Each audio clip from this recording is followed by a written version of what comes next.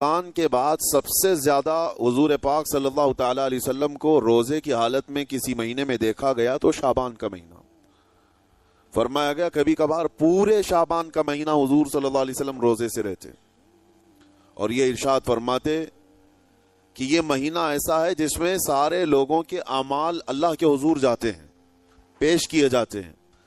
اور میرے آقا فرماتے ہیں اس حال میں میرے اعمال پیش کیے جائیں اللہ کی بارگاہ میں کہ میں روزے کے عالم میں ہوں. جب میرے اعمال پیش کیے جائیں اللہ کی بارگاہ میں تو میں روزے کی حالت میں ہوں. تو یہ شعبان کا مہینہ جو اب رمضان المبارک کے قریب کر رہا ہے، لیکن بعض بزرگوں نے یہ بھی فرمایا شعبان میں موتیں بھی کثرت سے ہوتی ہیں. لوگوں کا یہاں پر حساب کتاب 15ویں شعبان کو جو اب شب برات آنے والی ہے لکھ دیا جاتا ہے، سال بھر میں کیا کیا ہونے والا ہے، کتنے لوگ جانے والے ہیں. کئی لوگوں کی کتابیں بند کر دی جاتی ہیں. حدیث پاک میں یہ بھی ہے کہ فیصلہ اللہ تعالیٰ فرشتوں کے حوالے فرما رہا ہوگا. حالانکہ جب ہم ماں کے پیٹ میں تھے تبھی لکھ دیا گیا ہے کہ کتنی عمر ہے، لیکن فرشتوں کو جو ٹرانسفر کیا جاتا ہے سال میں ایک مرتبہ، اگلے سال ان کا کیا کیا ہونا ہے.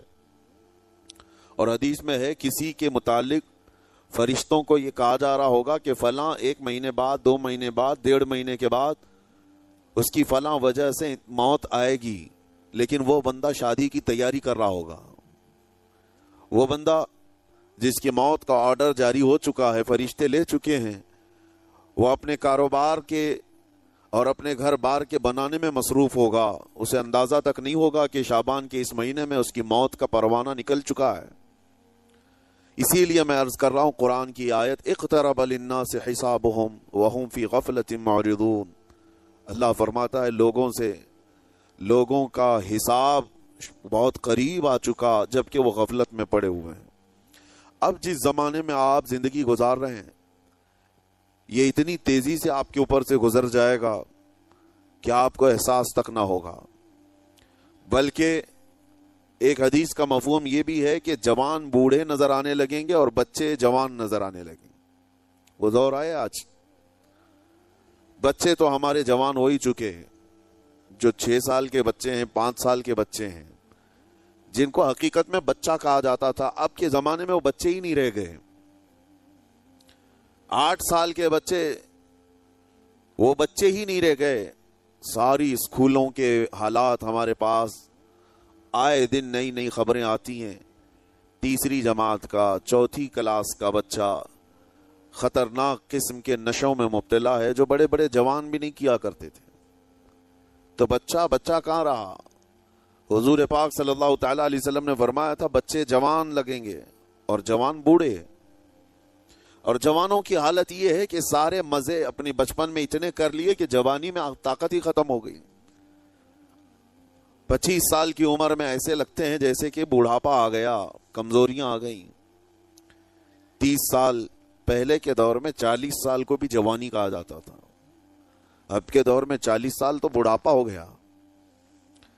30 سال کی عمر کے بعد آج کے نوجوانوں کے جواب دینے لگ جاتے ہیں.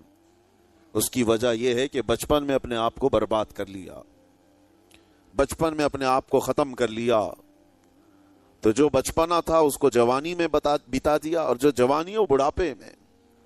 اور جو بوڑھے اصل بوڑھے ہیں جن کو 60-70 سال کی عمر ملی ہوئی ہے، یہ اللہ تعالیٰ کی طرف سے ان کے لیے نعمت ہے.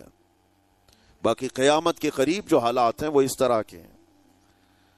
اور مزید میں آپ کو یہ بھی بتا دوں کہ زمانہ ترقی کرتے کرتے تمہیں ایسا سست اور کاہل بنا دے گا کہ تم کوئی کام کے لائق بھی نہیں رہ جائیں گے.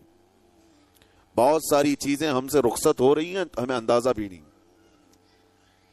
ابھی کل ہی میں ذکر کر رہا تھا، ابھی 10 سال پہلے، 20 سال پہلے جو چیزیں ہمارے آنکھوں کے سامنے موجود تھی وہ اب غائب ہو چکی ہیں. خالی وقت اسے ملے تو نشہ بھی یاد آ جائے، خالی وقت اسے ملے تو عورتوں کی طرف میلان بھی بڑھ جاتا ہے، خالی وقت اسے ملے تو اس کو دولت لٹانے اور عیاشی کرنے کی فکر بھی سوار ہونے لگتی ہے. اپنے آپ کو کسی چیز میں مصروف کر لے. اور سب سے بہترین مصروفیت کیا ہے؟ اللہ اور اس کے رسول کا ذکر پاک ہے. یہ سب سے بہترین